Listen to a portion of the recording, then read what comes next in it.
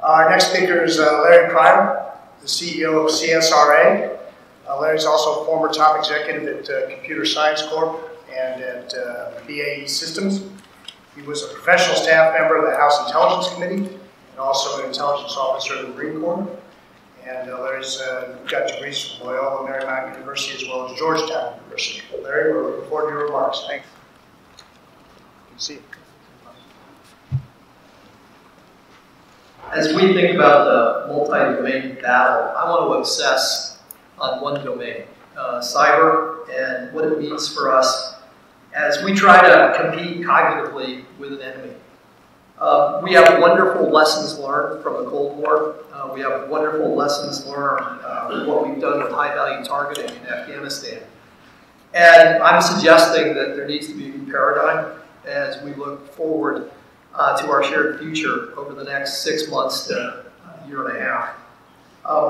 We did very well in the Cold War with what was called operational intel, op-intel, where parts of our service knew the battlefield, prepared it well, and we were always edge of the seat, ready to fight at a moment's notice. We were really benefited, though, from the timelines of force generation. It took time for a force to develop. It took time to deploy it. It took time to employ it. In the cyber domain, we're already testing each other's perimeter. When you think of the timelines, they've all collapsed. So as we think of our investments in rapid and investments in innovation, I would suggest an investment strategy of industry: double down on your strengths. The success the Army has done with Army Cyber and with the Second Army under great Army leadership is a place to double down. And it, I believe, is important in the near term, and a couple of suggestions. One, commercial is evolving at a Moore's Law kind of a pace, where every 18 months we're completely renewing and refreshing technology. So as we think of rapidity, it's a place where I think we can take advantage of the strengths that we have today and build on the tool sets that are used commercially, as well as from our national teams.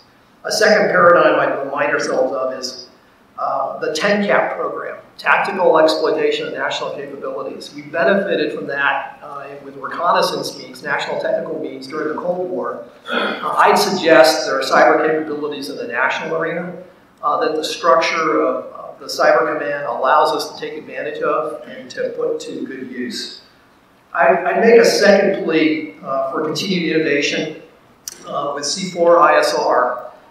And as we think about the Expeditionary Mission Command, somebody's got to be downrange and in the fight. I think it was a mistake to take our forces out of Europe, and I think we have to reinvest within the theater.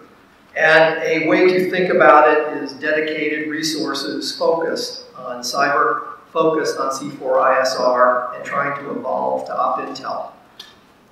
General McMaster at CSIS in May talked about situational understanding and close contact with the enemy. Well, for cyber, it means understanding the signal environment.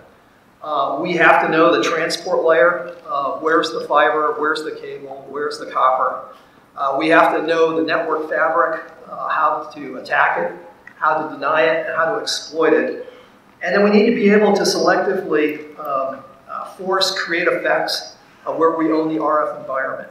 It's very difficult to do that from afar, and I would suggest that if we're going to make an investment in expeditionary mission commands, that we double down on the ISR capabilities and the intelligence support for any command coming into the theater.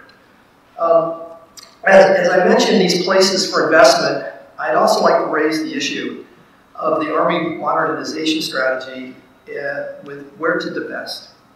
And I would argue that there are back office services, there are shared services, there are data centers, there's enterprise IT, that industry and our field service reps can contribute mightily.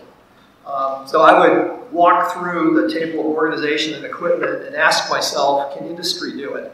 I use as an example FSRs. So both in Iraq and Afghanistan, if there was technical equipment that needed to be fixed, There is a cadre of field service reps in the industry today, anxious to do that work and ready to ramp. And using it in a fixed price buying model where you buy it as a service. The second area where I think industry could be tremendous value is in training. And whether it's the cyber domain, where we're trying to get ahead of near-peer threats, or the simulation of any combat action, industry can help. My company team with L3 and flight safety do a lot of support for all of our helicopter pilots. And building sims disciplined by really good Army warrant officers, we can make that sim so real and so powerful that we save the Army money, and you can test something till it breaks without killing a soldier. So I believe that industry has an ability to help with the offset and help divest certain portions and free up force structure and free up uniforms. I think we can help with training, and I think most importantly, the technical capabilities around op intel, C4SI, and cyber is a place we need to rapidly invest. Thank you for your attention.